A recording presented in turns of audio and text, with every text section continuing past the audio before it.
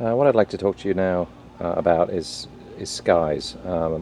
Many watercolor painters actually really don't like doing skies sometimes. They just avoid them or try not to tackle them, and let alone devote a whole picture to a sky. What I'm showing you here is actually a scene of a winter storm coming up from the south, and here I use two colors predominantly in the sky.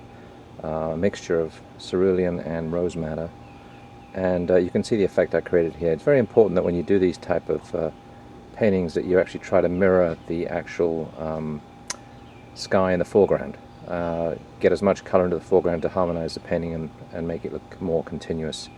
Below you can also see another painting that I created using a similar type of effect, highlighting more of the rose madder in the sky and trying to echo some of that within the small pond in the base there.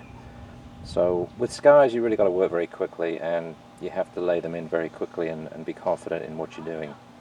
Let's now look at rain, so to speak. This is a scene of Trafalgar Square. It's a typical scene that you would get in England, where you can see the rain is falling in the square, and you can see here I've got many people walking around with umbrellas and what have you. Again, trying to mirror the sepias and the greys created by burnt sienna and cobalt blue mixtures in the foreground. Harmonizes the painting quite nicely. When you're working wet and wet as well, you really want to try and keep it looking wet and work as quickly as you can and highlight the colors throughout. Similar thing here when you look at this scene here of the boardwalk, using a wet and wet approach down at the shore. Again, trying to use the colors in the sky, bringing them forward into the reflection in the water on the front. So I hope it gives you an idea of what's possible. You have to work quickly, you have to remember your color palette, and you have to work and don't overwork it. You really don't want to go back in and keep reworking a painting.